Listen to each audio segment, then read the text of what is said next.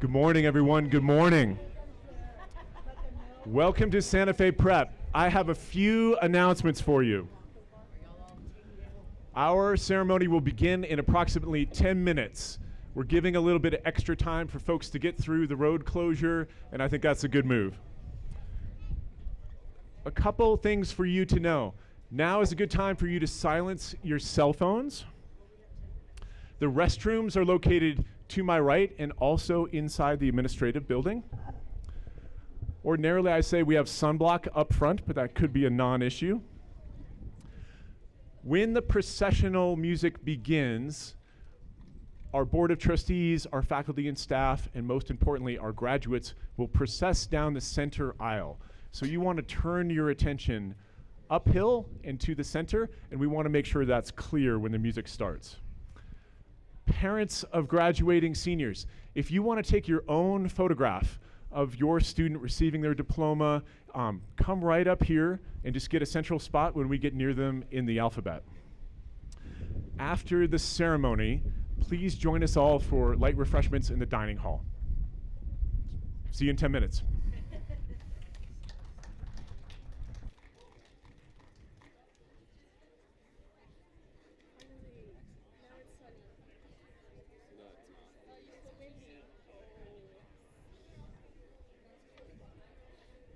Jaden, no jacket? No jacket? Too windy. Yeah. Wait, so what's it? We go through twice, and then she noodles, and then we maybe go through once more? Do what? We swing it. Oh my gosh. Yes. Oh my gosh. That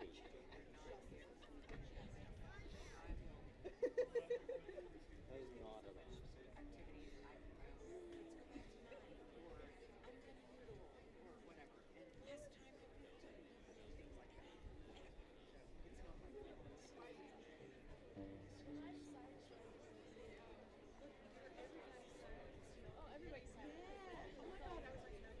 Wait, can you hold my cello for a sec while I get rid of my phone and all that fun stuff? Okay. Yeah, I should probably put my phone in here. Yep. Don't go far though. That would be pretty cool. Wow. I'd be impressed. You probably could. How do you think I could do it? Like this? Like you rest it over your Oh yeah. But how do I finger that? Or like Oh yeah. Oh yeah.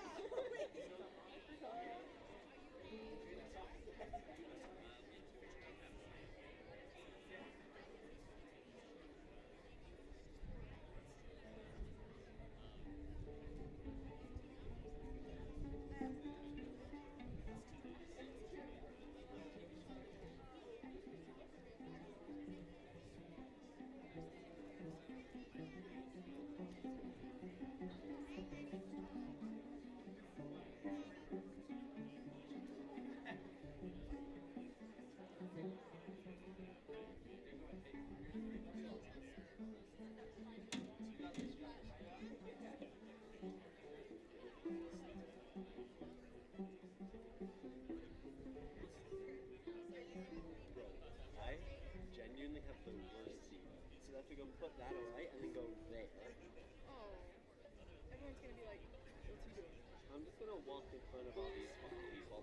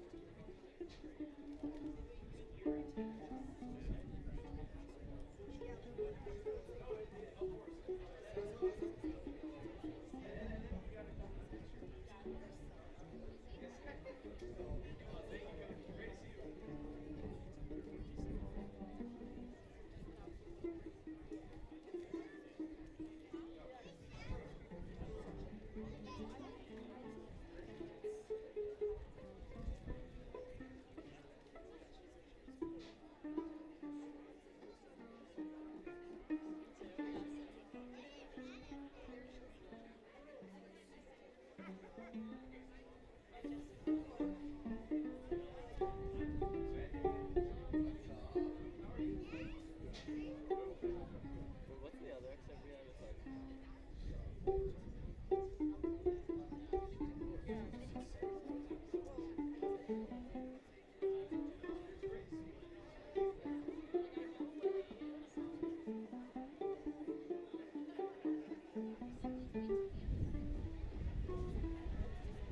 hi, Lever.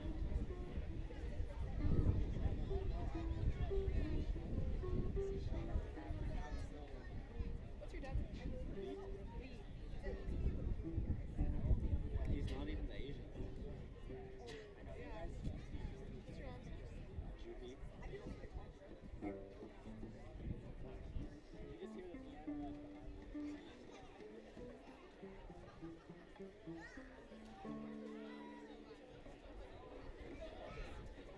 Do you think I should take off the rubber tip? Or leave it on? I don't know. I have a rock star. I would leave it on. Yeah, it's gonna do funky shit. It's gonna like sink in. Yeah, and it'll slide.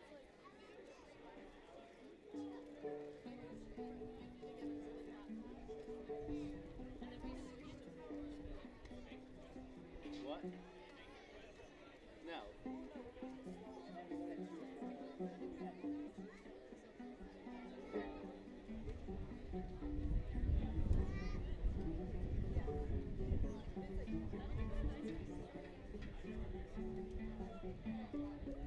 Can I have that one little piece of tape at the top of yours? This one? Yes. It has paper on it, it's fine. I just want to hold this corner down.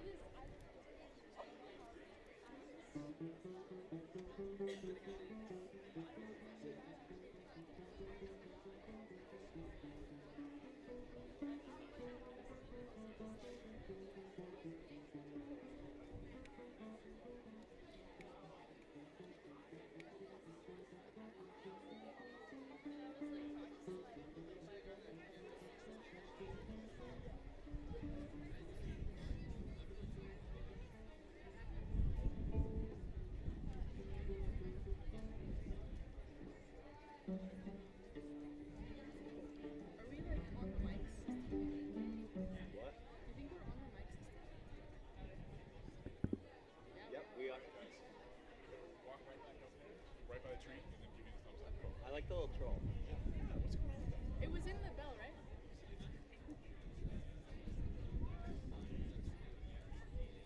Oh, really?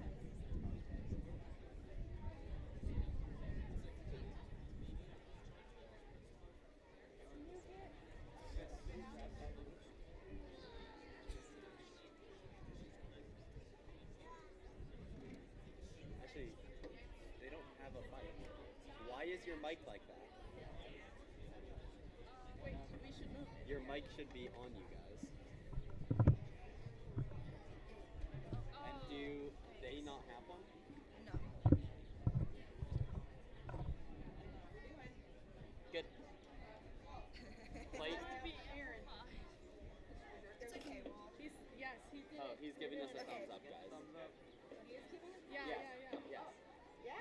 Yeah. Okay, here we go, guys. Okay, 1, 2, 3.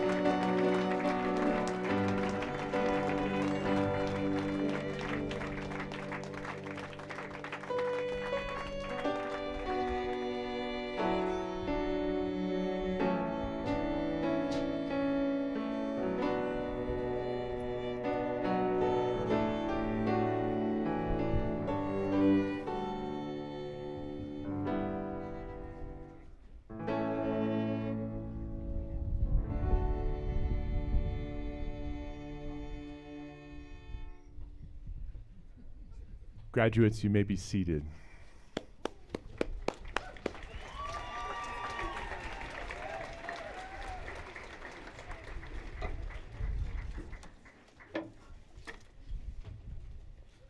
Welcome, everybody. I'm Aaron Schubach, the head of Santa Fe Prep. Members of the class of 2026, parents, relatives, trustees, faculty, and staff, welcome to our 60th commencement ceremony. Prep's Board of Trustees is entrusted with the governance of this 63-year-old college preparatory school, Breakthrough Santa Fe, and the Davis, New Mexico Scholarship. Our trustees are proud of today's graduates and the organization's broader work in our community and state. Trustees, would you please stand to be recognized?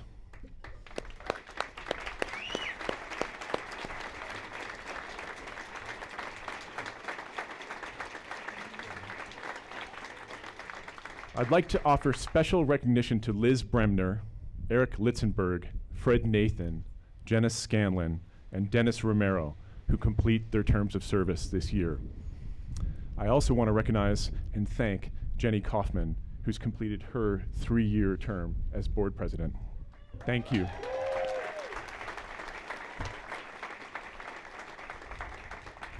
On behalf of our students, graduates, and parents, please join me in expressing our appreciation and thanks to the faculty and staff of Santa Fe Prep. Teachers, staff members, would you please stand for a moment to be recognized?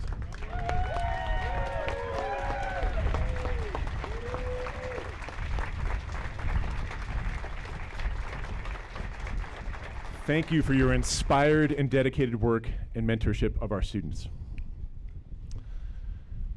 I begin our ceremony by reflecting on where our graduates began their journeys. And I don't mean 7th grade. I'm talking about the love and support of their parents, extended families, and chosen families. Parents, grandparents, and friends, this day does not belong solely to the graduates. It's your day too, and it's clear that you have much of which to be proud. Graduates, would you please stand for a moment and give your parents and family a round of applause?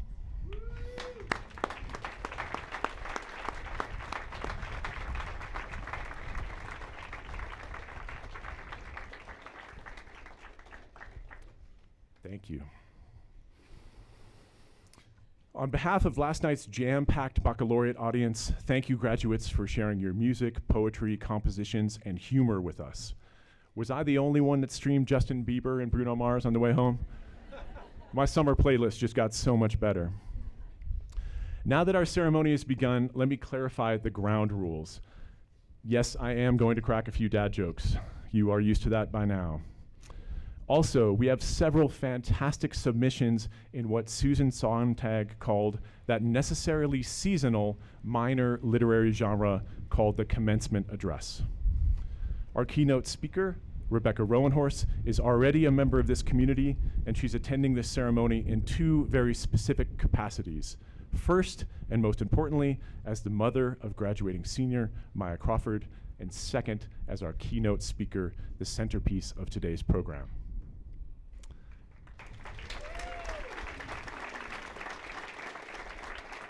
And of course, no ceremony is complete without the voices of our students. Reese Thompson has been selected by his peers and class advisors as the Douglas Schwartz class speaker, and Luke Rand, our valedictorian, will address us later in the program. Additionally, we'll be treated to a song by the upper school choir, assisted by our own in-house rock band, the Loombros. As we celebrate our graduates, we also celebrate and affirm Santa Fe Prep's purpose. The author, George Saunders, once described education as helping students acquire the technical means to become defiantly and joyfully themselves.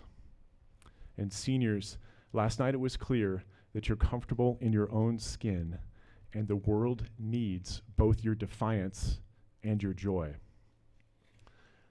I feel a special connection to your class because, like most of you, I was admitted to prep in 2019, and I started in that fateful fall of 2020. That makes me a senior, like you. It's hard to say which application process was more rigorous. I had to interview for 3 days, but I did not have to take a math test. I also appreciate you graduates for the many ways you help prep both restart our school after the interregnum of COVID and how you have propelled us to new heights.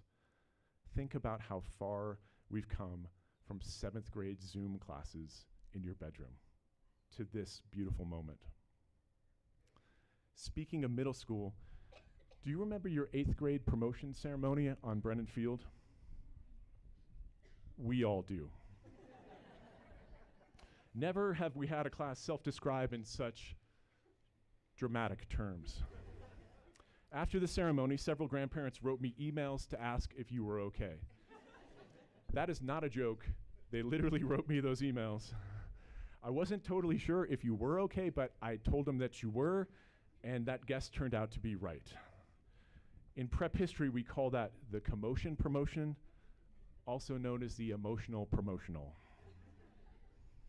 Obviously, that feels like ancient history now. You've all grown up, you've grown together, and you found space to disagree with each other with civility when necessary. In fact, class of 2026, your strengths have aligned with prep's traditional strengths: academics, the arts, our ex-ed program, athletics. And of course, this is a school, but your work here hasn't just been schoolwork. It means something. Specifically, your skills in reading, writing, world languages, STEM fields, and critical thinking, they aren't just for you.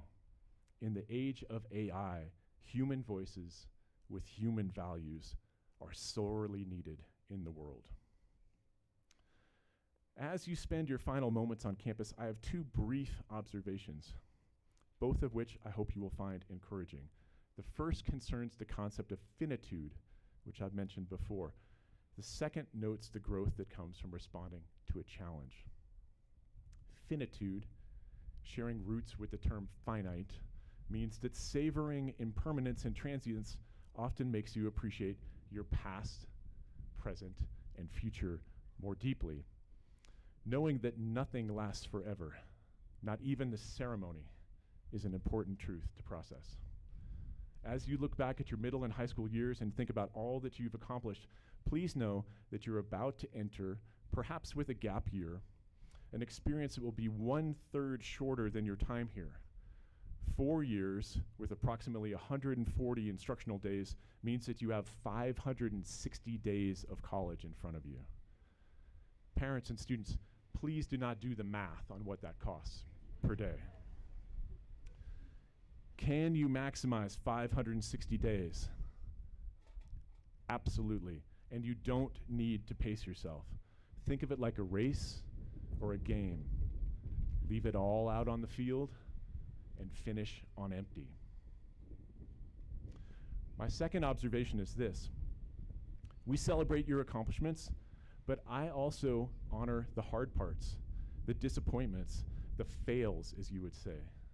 It hasn't all been easy while you've been here, and that's been a good thing. Remember Maya's "I hope you lose" speech? I would never want you to win the big game or the big race, but as your biggest fan outside of your family, I'd rather see you lose, learn, and improve than cruise to a meaningless victory and get overconfident. Maya had a great point. We often learn more from challenges. Case in point, in boys soccer, we played Santa Fe High to get ready for Sandia Prep. Our 3-time defending state championship girls cross country team has traveled regionally and nationally for years to prepare for the New Mexico State Championship race.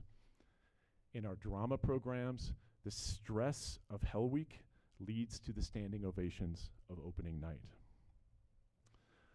Often, as humans, we don't know who we really are until a challenge makes us fully show up, sometimes surprising our teammates, our families, and most importantly, ourselves. I thought of so many personal examples of this, I struggled with which one to share. To paraphrase Oasis, which is somehow stuck in my head this morning, there are many things I would like to say to you, but I don't know how. Ultimately, I decided to share the deepest thing I could think of. My largest challenge supporting my son Henry's lifelong health and well-being challenges as a person with Down syndrome and autism. When he was born, with life-saving interventions in the neonatal intensive care unit, and I got my first glimpse of the size and the scope of what he and we, his family, were facing, I felt unworthy. I felt I needed to be a better person, more patient, more empathetic, more skilled, more energetic, more of literally everything. But I was wrong. I really just needed to be the me that I was capable of being and would not have been unless I needed to be. 16 years later, I'm not necessarily grateful for the challenges every day, but I feel truly lucky. He's a great kid, and he's taught me much more than I've taught him. Without the challenge and privilege of being Henry's dad, much of my potential as a human being would have gone unrealized. At Prep, we're not a hermetically sealed, frictionless environment, and neither is college or the so-called real world. The challenges you faced here were real and at times painful, but they've unlocked great strength within you. Knowing a little bit about your character, I know that when the next challenge comes for you, you will continue to surprise yourself. Rest assured, there's so much strength within you that lies dormant, waiting for the moment that you need it. Class of 2026, I want to truly thank you. It's been a privilege to watch you grow, and all of us at Prep ask you to keep in touch as your journey unfolds. Thank you.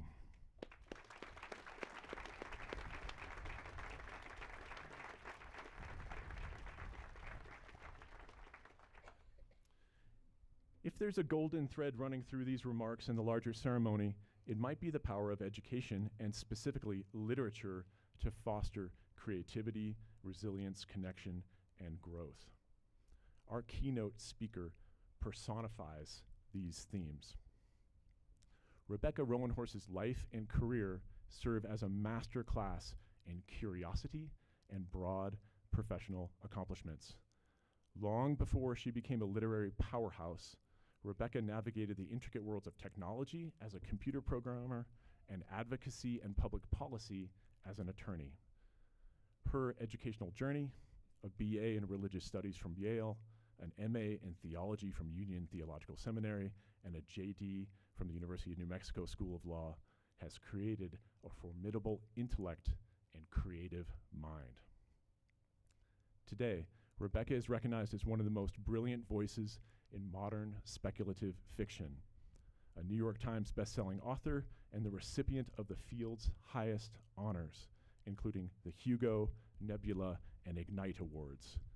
She has published 9 novels and dozens of short stories that challenge the boundaries of her readers' imaginations and the literary world.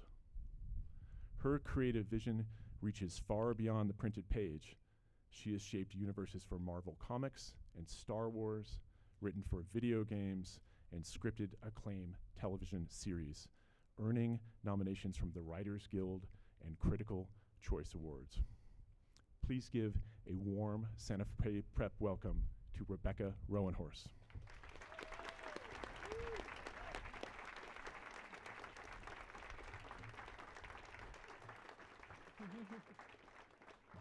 Thank you so much for that generous introduction and the reintroduction for those of you who only know me from prowling the sidelines of girls' soccer games, shouting at the refs, or sitting in the stands of girls' basketball games, also shouting at the refs. Apologies to any referees or families of referees here today. I'm sure next season will be much quieter without me. It is my honor to be here to celebrate the class of 2026. Some of you who I've known since you were in pre-K: Owen, Katie, Sophie, Ella, Luke, Sasha, Eli, and of course my daughter, Maya, who I've known even longer. I am so awed by the young adults you've become and cannot wait to see what you all do next. But back to that shouting at the refs. I want to talk to you today about conflict. Conflict, not so much as in combat on the pitch or the court, although that is relevant, but as a creative writing term. It is often said that there is no story without conflict, that the story comes when a protagonist is forced out of their comfort zone, they lose their job, their family life has changed irrevocably, they are forced to leave the comforts of home and go on an adventure to save the world. Until the character encounters an opposing force, whether it be a notable antagonist like Darth Vader, or a very bad storm as in Twister, or society itself, the main character is not worthy of a story. It is only through conflict that they rise to follow the hero's journey, or discover their true desires, or defeat the darkness within and without. So in a way, conflict releases their superpower. Trust me on this, I write for Marvel. I know a superpower when I see one. Probably one of the most famous and well-known examples of conflict as a superpower is the pearl. The creation of a pearl starts with a simple yet extraordinary biological reaction. A foreign irritant like sand or even a parasite becomes trapped inside the shell of a mollusk. The mollusk secretes a mixture of calcium carbonate and proteins to coat the irritant. Over 2 to 4 years, depending on circumstances and environment, layers of this coating build up over and over again and eventually form a pearl, a worldwide symbol of something rare, precious, and beautiful. While we admire the pearl, we as humans often seek out the path of least resistance. We avoid the irritants in our lives, the sand in our shells that may rub us the wrong way or force us to change in ways to which we are resistant. One of the most prominent and talked about examples of the path of least resistance in our modern world is the AI chatbot. There was a recent op-ed in the New York Times by the provost of New York University, Clay Shirky. Shirky describes observing a class taught by a colleague where the professor would ask a question of her students, and her students, trusty cell phones at hand, would feed the question into ChatGPT and read the output as their replies. Now we all know that this kind of cognitive offloading, or what we used to call back in my day cheating, is not ideal. We parents did not invest thousands of dollars in our children's education for them to regurgitate chatbot output. But what Shirky warns against is not so much the cognitive offloading, but the emotional offloading, the desire to remove any kind of conflict from our lives. Now maybe you're thinking, what's the big deal? It's only one class that doesn't really matter, or one paper, and you have a point, financial investment aside. But I would say that normalizing using chatbots for your schoolwork is the gateway drug. If you get comfortable asking chat to answer questions in class or write your essays, it is a small step to asking chat to draft your emails or dating profiles or give advice on how to have a difficult conversation with a loved one. Or as we've seen in the news, replace your loved one altogether with a chatbot. I've seen commercials for chat where people ask it to come up with a trip itinerary or an exercise regime, which sounds reasonable until you realize that what it's doing is allowing us to skip the hard parts. We are so worried about getting lost or making a mistake or looking cringe that we want to avoid all conflict. The problem, as Shirky sees it, is that AI has been trained to give us answers we like rather than the ones we may need to hear. It is removing the conflict from our lives. It is denying us our chance to become pearls, and we are paying it for the privilege. If not in subscription fees, then surely in groundwater use and greenhouse gas emissions. Shirky says, and I quote, "The resulting stream of praise, constantly hearing some version of, 'You're absolutely right,' risk eroding our ability to deal with the messiness of human relationships, a phenomenon sociologists call social de-skilling. Because even casual AI use exposes users to a level of praise humans rarely experience from one another." Now, the greatest danger is not in a single class essay or a summary that allows you to skip the reading, although I wouldn't recommend that. It is in farming out your skills, in not allowing yourself to be made uncomfortable and therefore made into something different, beautiful, and rare. We may look at a pearl and think it is perfect, but that is not true. And in the world of gemology, perfect is not a good thing. All real pearls have flaws. Their surfaces are gritty, not smooth. They vary in depth of color and tone. Only the fake ones are a single color. In fact, one of the best ways to tell if a pearl is real or fake is what they call the tooth test, where you take a pearl and rub it against your tooth. If it feels rough, it is real. As you can imagine, the use of AI among authors is a huge topic. Full disclosure, the AI company Anthropic has stolen many of my novels and short stories to feed its AI, infringing on my copyright without consent, and I am part of a class action lawsuit against them. So if you have used AI to write something for you, those were possibly my words, so you're welcome. Feel free to Venmo me a tip. But besides the theft, the real problem with generative AI in the arts particularly is the industrialization of mediocrity.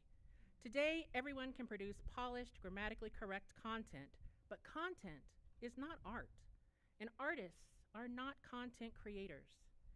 An artist must be someone who embraces the process as much as they do the result.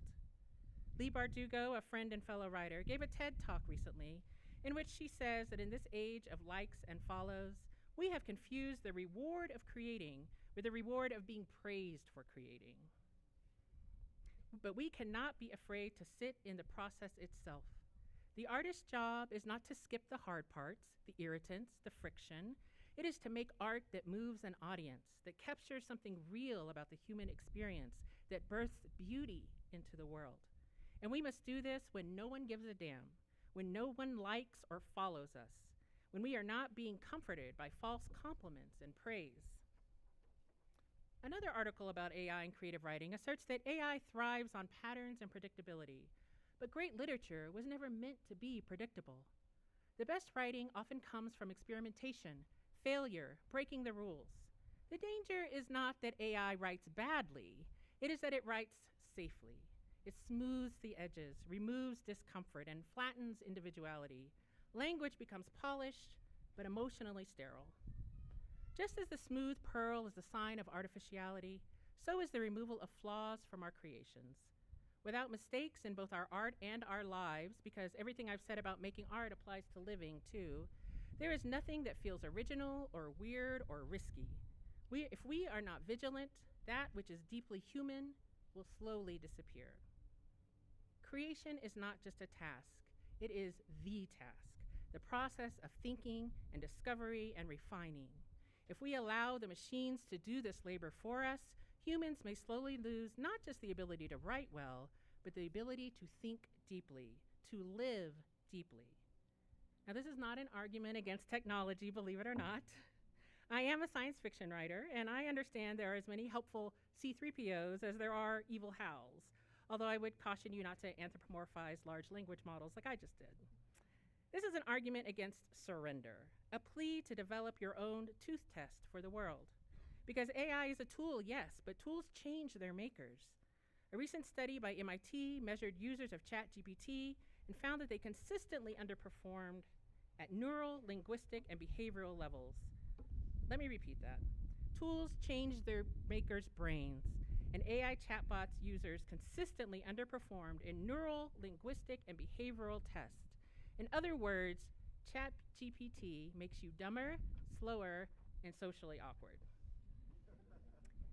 But AI is inevitable, I hear you saying. Why fight the wave? Master AI, or AI will master you, as many a celebrity or CEO with a financial investment in an AI tells you. But the ubiquity of AI, the constant rah-rahing, the celebration of the foregone conclusion of anything should be a warning. Anytime someone tries to convince you of something that badly, it means our natural self-preservation instinct wants us to reject it.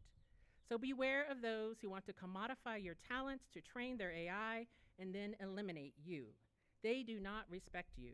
They want you to embrace the world of Pixar's Wall-E, but I think I'd rather look to Terminator Sarah Connor, who would have a few things to say about the inevitability of our machine overlords.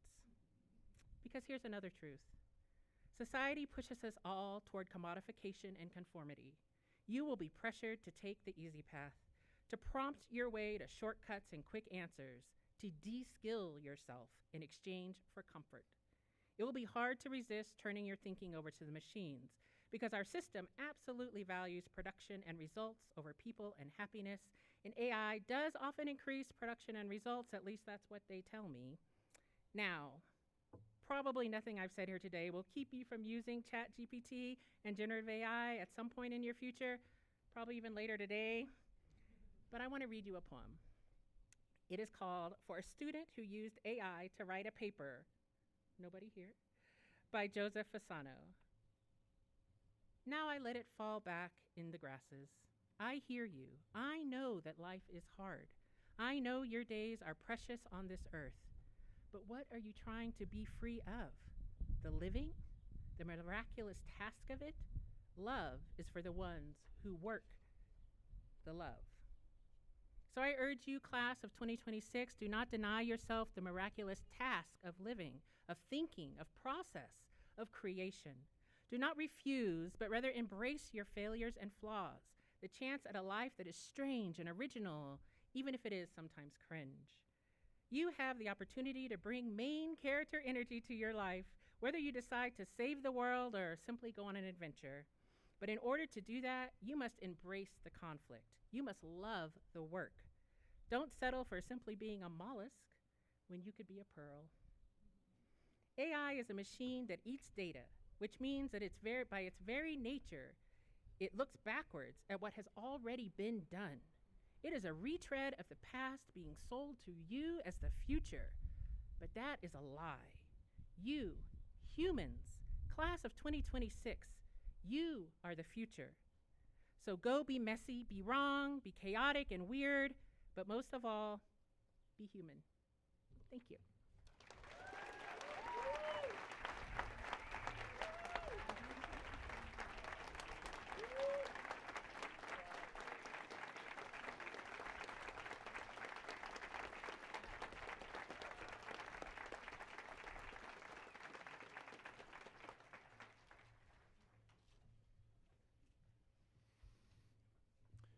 Each year at commencement, we recognize a faculty member for extraordinary service.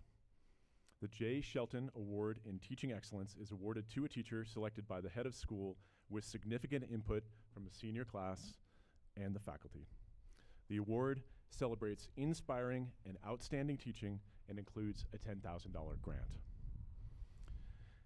In keeping with one of the themes of this ceremony, this year's recipient, nominated by both her former students and her peers, is a teacher of writing and literature and an active and published author. But that isn't why she was selected by her peers and former students. Her work at Prep perfectly fits the definition of inspired and outstanding teaching. Many of our faculty credit her for laying the blueprint for what our students achieve as writers and thinkers in their 7th grade year and beyond.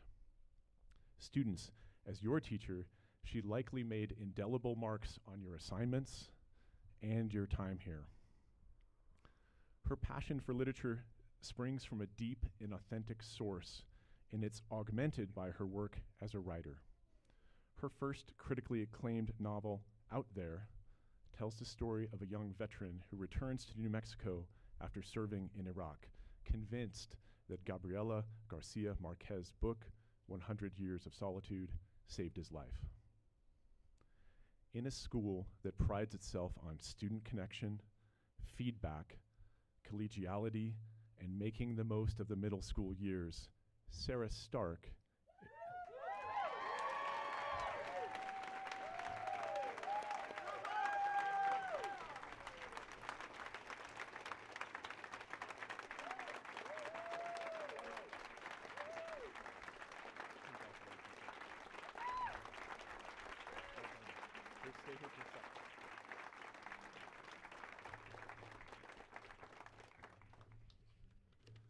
Sorry, back to the right page.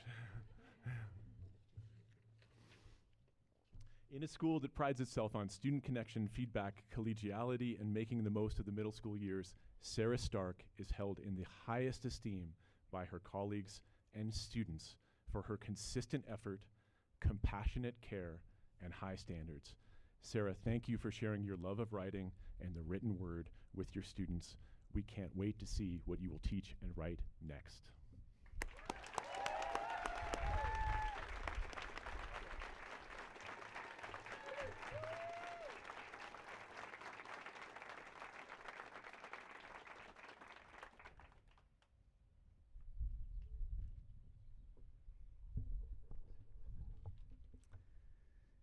The Elrington Award honors the memory of Brigadier General Mordaunt Elrington, whose honesty, determination, generosity, and leadership were legendary during his distinguished military career and in his long tenure at Santa Fe Prep.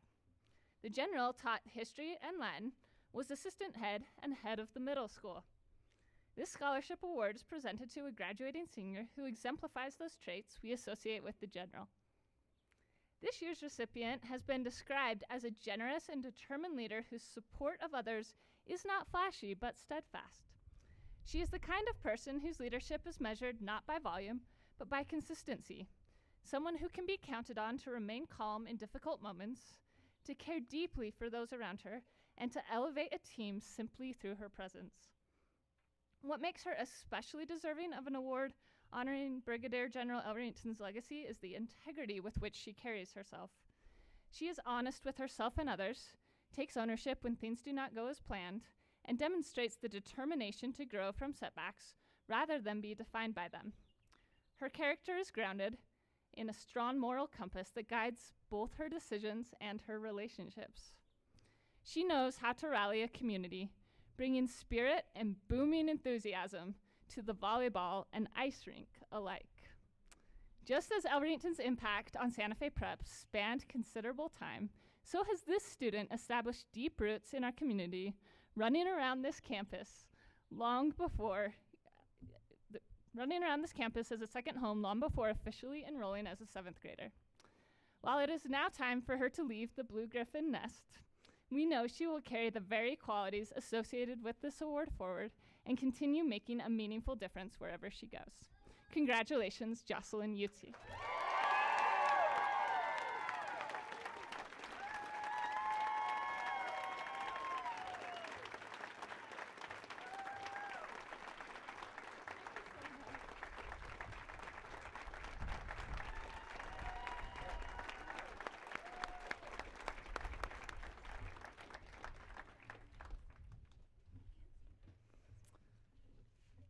Selected by his peers, Reese Thompson is the 2026 Douglas Schwartz class speaker. In the words of those who know him well, Reese is a natural leader and dedicated mentor who brings the same fierce heart and purpose to his academic career as he does in his role as captain of our state championship soccer team. He is a young man who has worked tirelessly to leave our campus and community stronger than he found it. Congratulations and welcome, Reese.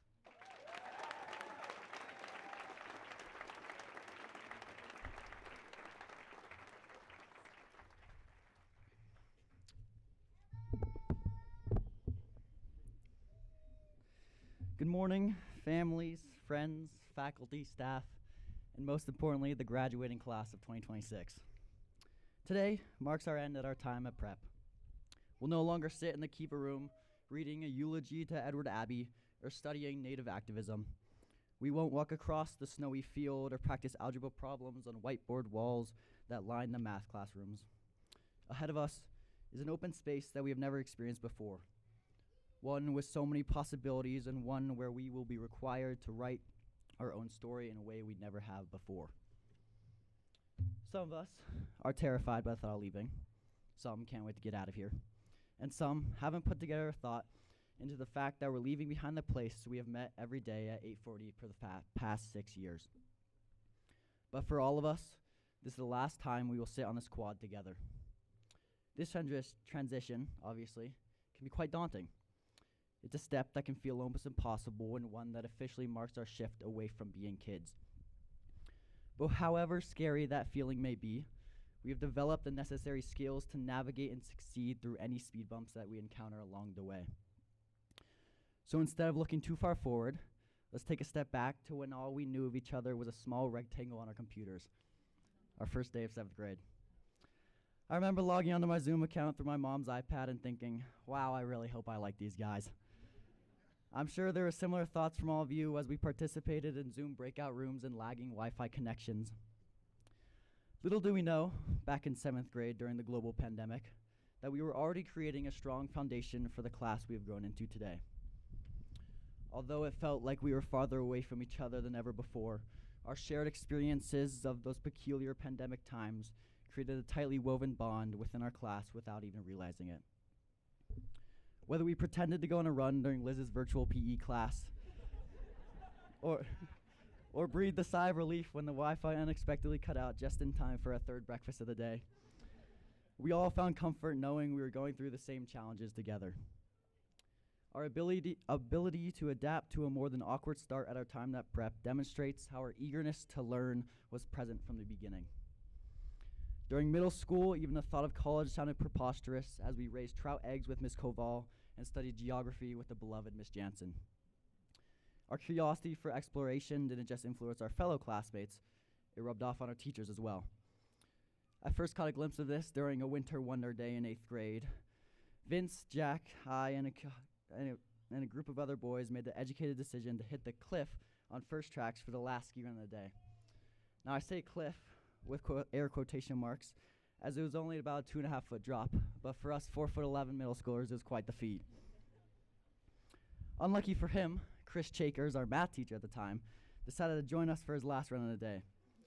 And when we arrived at the drop, he made the questionable decision to go along with us.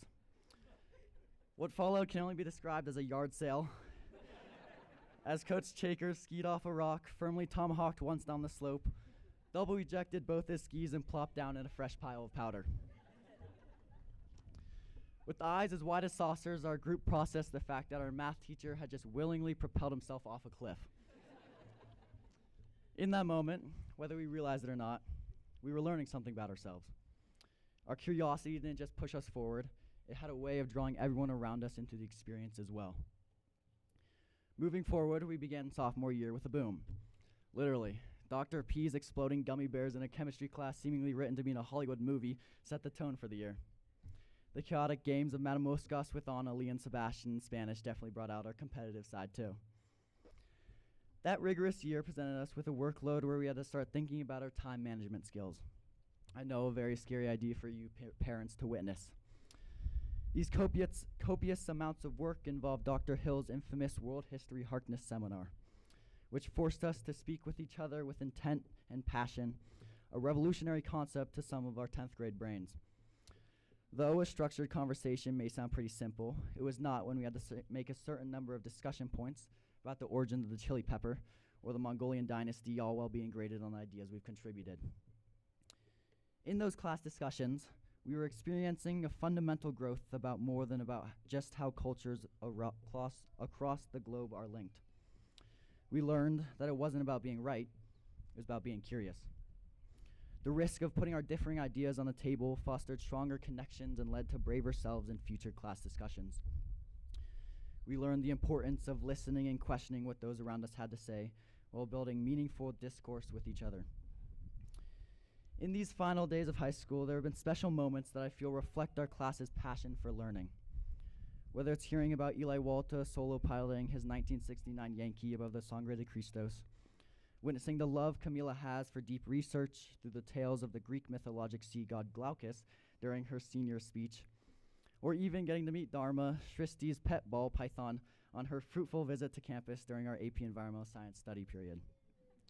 Our class has cultivated an environment for learning, as well as a lasting sense of humor and wonder about the world ahead of us.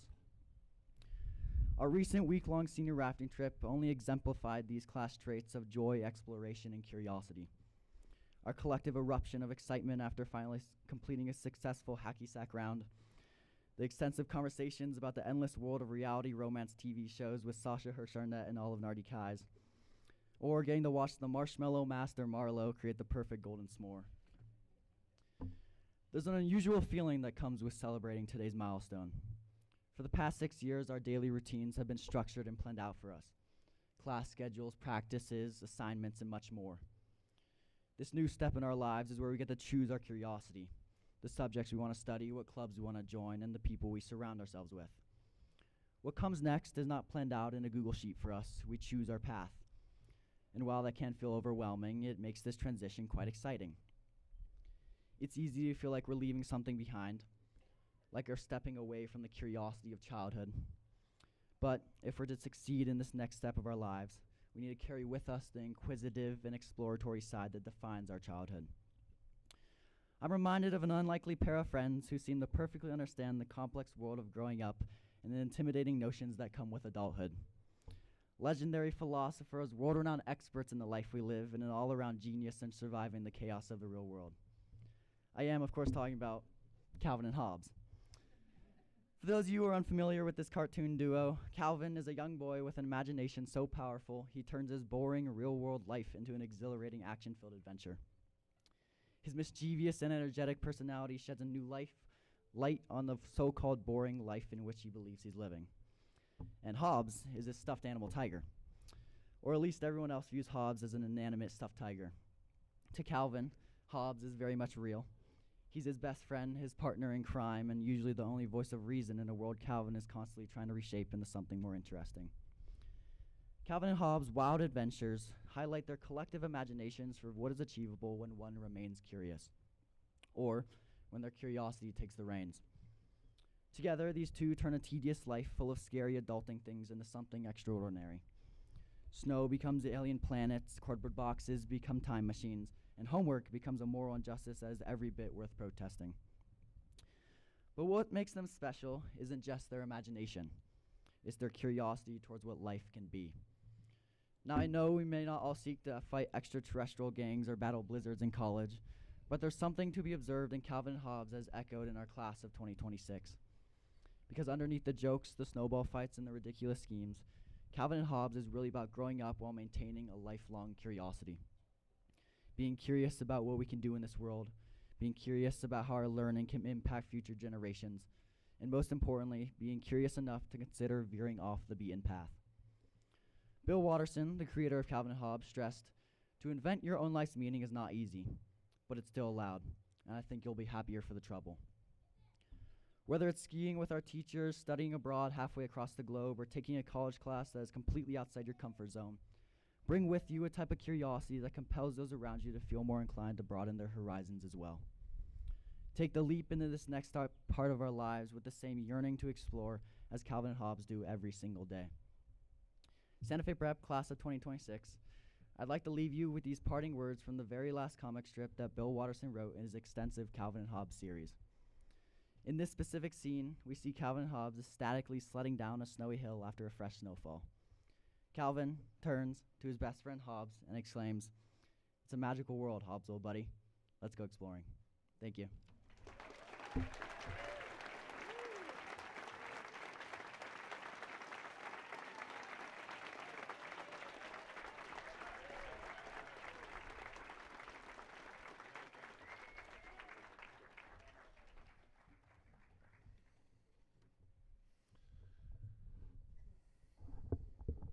Graduates, you might be interested in this next part. With the approval of the faculty and the authority granted by the Board of Trustees, Board President Jenny Kaufman and Ashley Satterthwaite will join me to award diplomas to the class of 2026. To recognize their service, faculty, trustees, and coaches who have a child graduating may assist in awarding the diploma.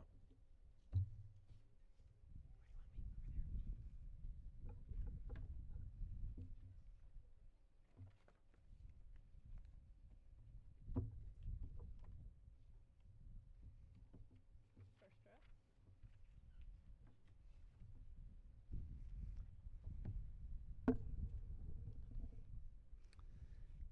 Emily Hasmine Aguirre.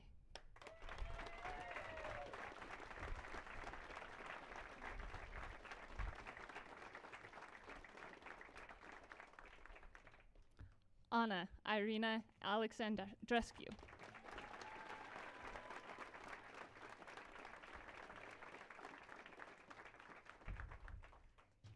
Sylvie LaRue Anderson.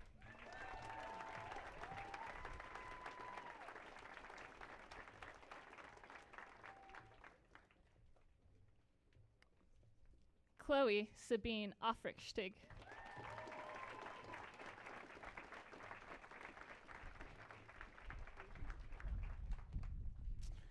Elizabeth Pippa Finch Barrett.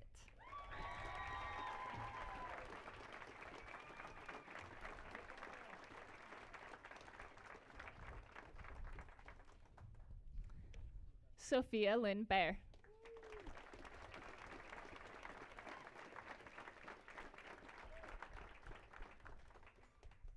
Vincent Baker.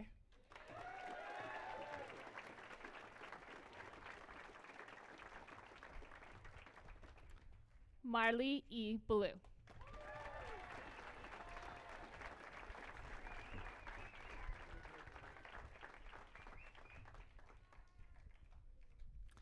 Olive Hickox Beadshed.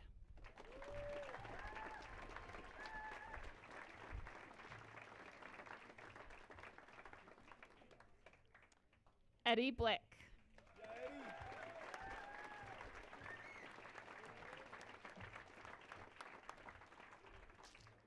Leah Faith Boyd.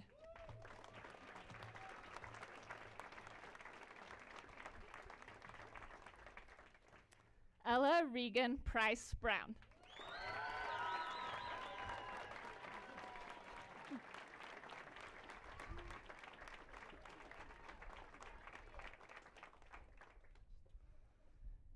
Camila Elena Carrion.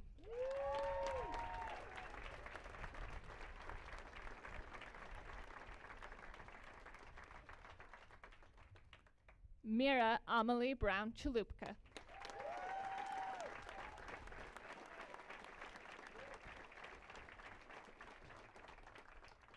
Maya Roanhorse Crawford.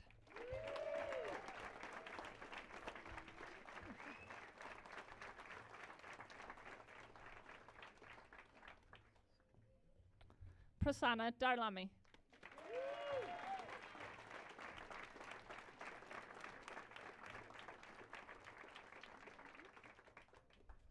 Jack Dunn.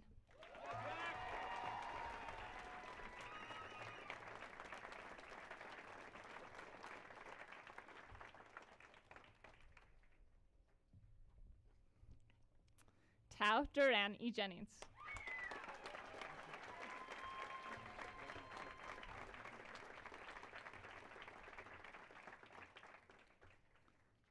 Cameron E. Golf.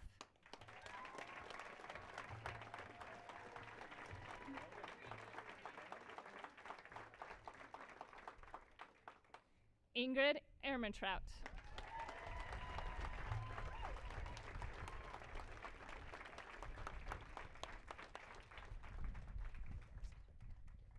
Ronan Beach Ferber.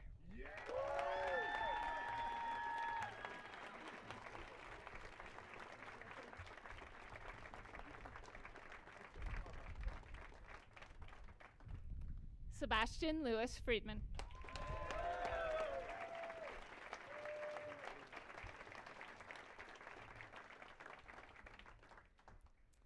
Alyssa Laura Gorley.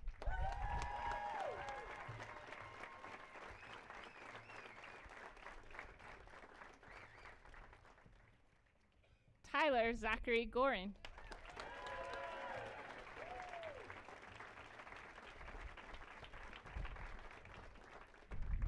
Helena Jean Grazier.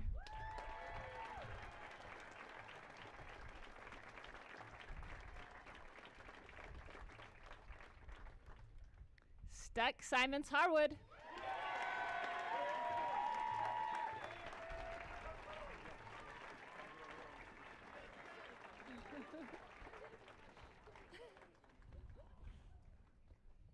Sasha Marie Hirsch Arnett.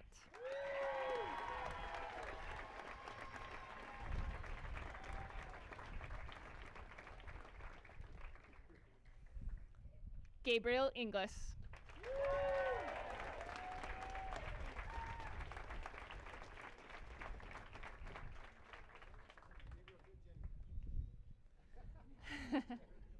Evelyn Lawrence.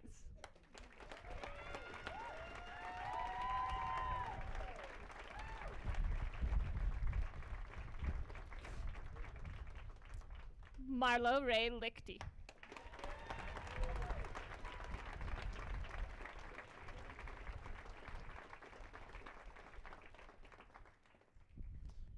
Kelly Lynn McDonald.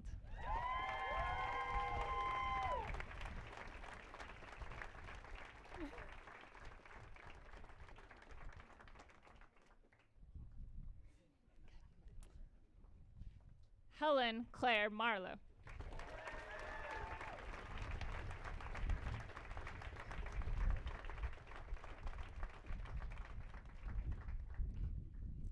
Caitlin Jane Mooney.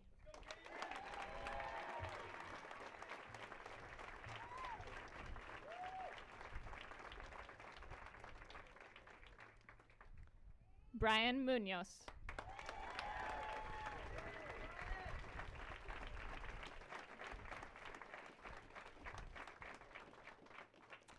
Olive B. Nardi Kais.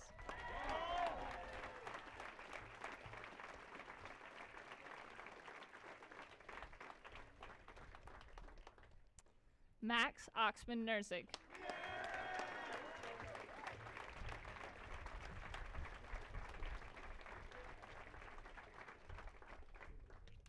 Isaac Olson.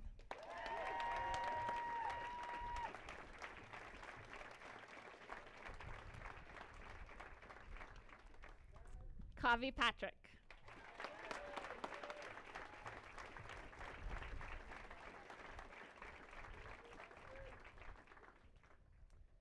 Julian Christopher Potter.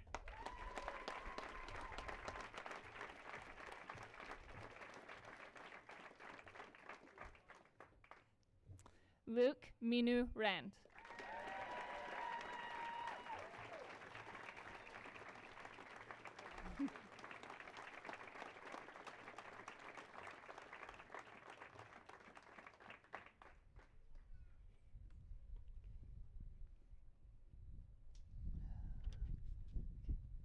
Audrey Ace Richardson.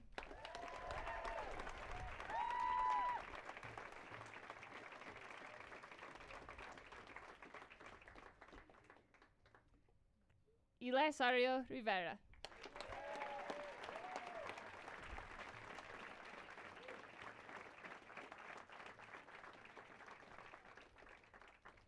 Nathan Santiago.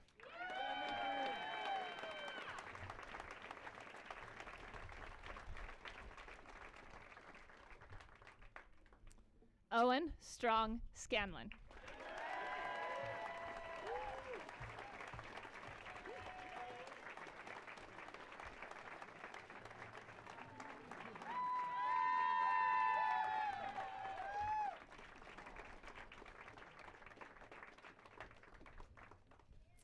Tristan Thomas Scott.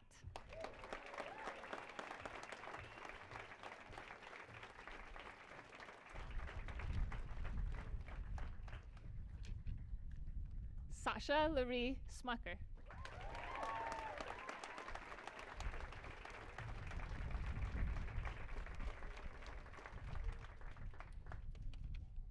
Shristi Sukop.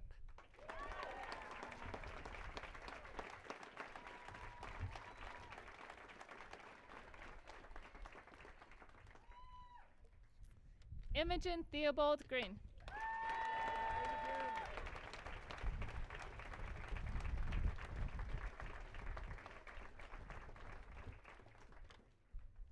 Reese Campbell Thompson.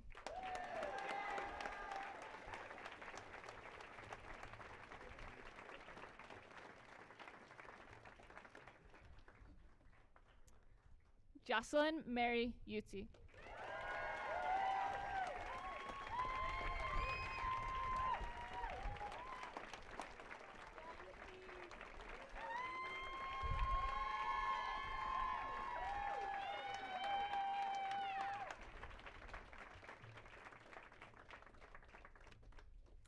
Eli Joseph Walter.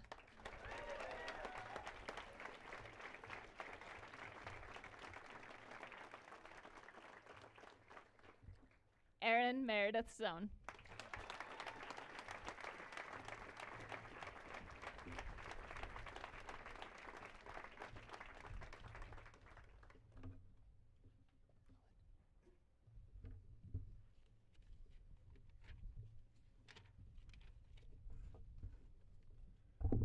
Ladies and gentlemen, I present to you the class of 2026.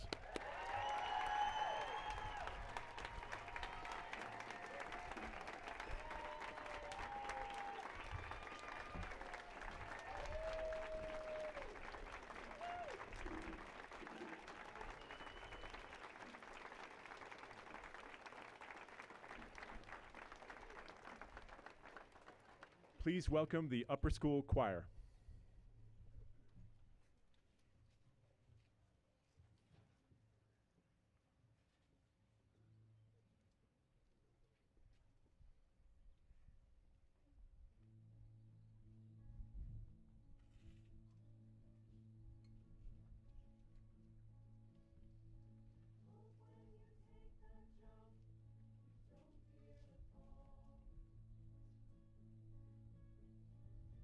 Open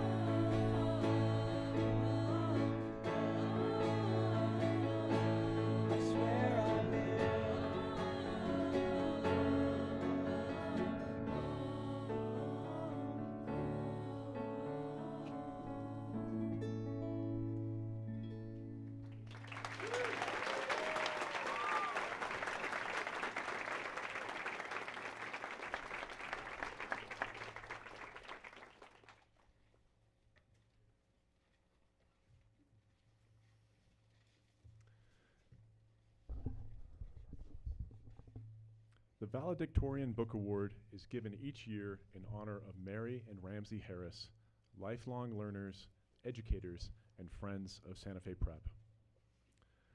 Earning the distinction of valedictorian at Santa Fe Prep is no small accomplishment. In order to do so, one has to succeed at a wide variety of challenging academic tasks over an extended period of time. This year's valedictorian, Luke Rand, has distinguished himself in every class, every year, and pushed past the boundaries of our curriculum to master multivariable calculus and advanced physics while serving as varsity swim team captain, an innovative tech researcher, and a vital leader on our supercomputing challenge team. His teachers celebrate not only the high quality of his brilliant academic work, but even more notably, his deep care for the community and his passion for understanding the natural world around him. Congratulations, Luke, on this admirable achievement, and we wish you the best at Cornell University next year. Come on up.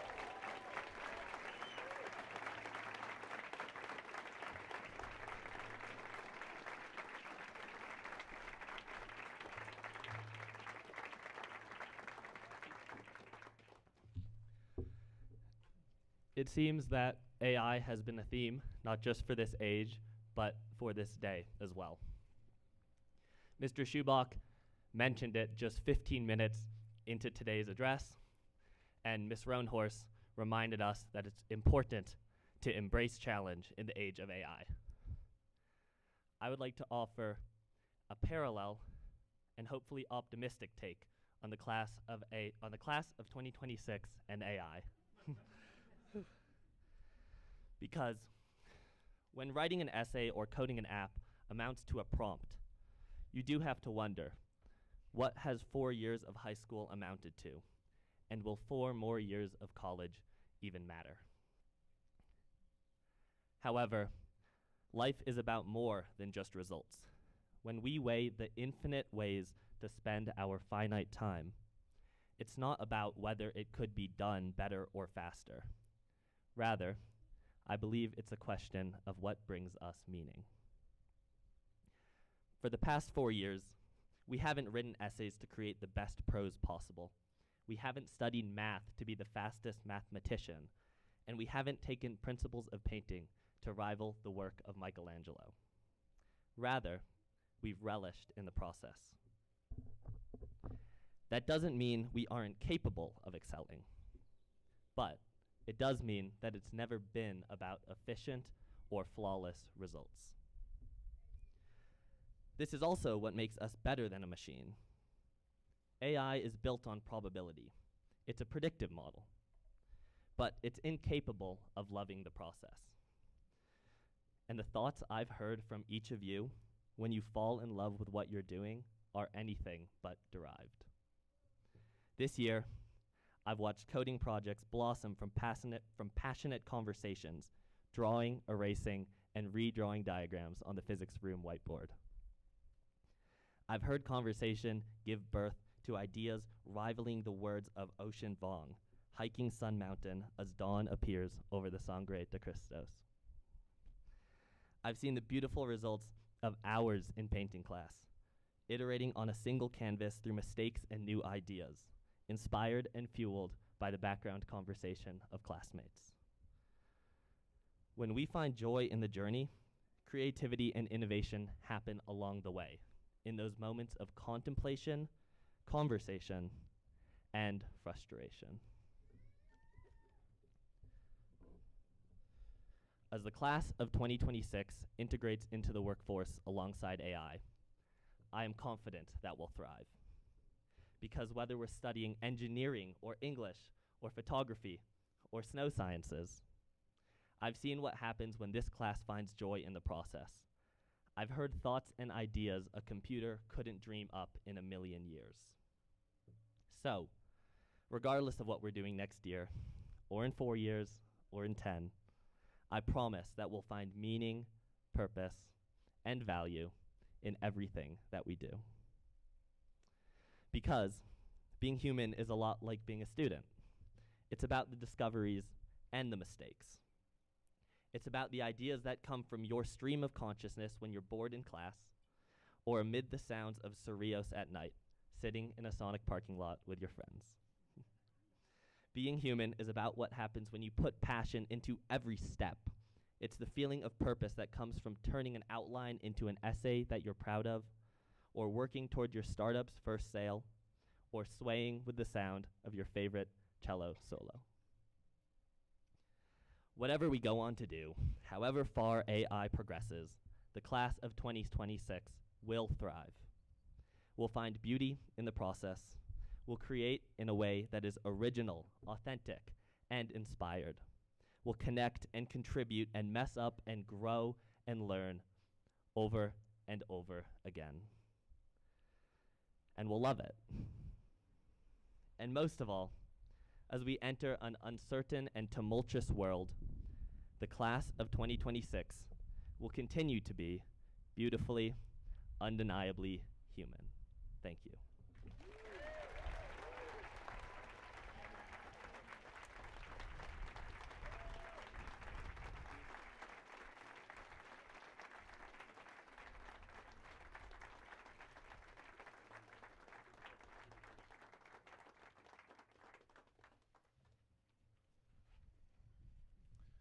We've come to the final element of today's ceremony. Class of 2026, congratulations, and thank you for your impressive impact on Santa Fe Prep. We celebrate you, and we wish you well. Please stay in touch. So there's some orchestration that's going to go on now. Faculty and staff, it's time for you all to go form your receiving line for graduates to walk through. Guests, after the graduates recess, please remember we'd like you to join us for light refreshments in the dining hall. Graduates, it's time to stand up and doff your cap. Not yet, but when junior Audrey McDonald rings the Elrington bell 4 times to officially close the year, on the 4th ring, our graduates will toss their caps and be officially graduated.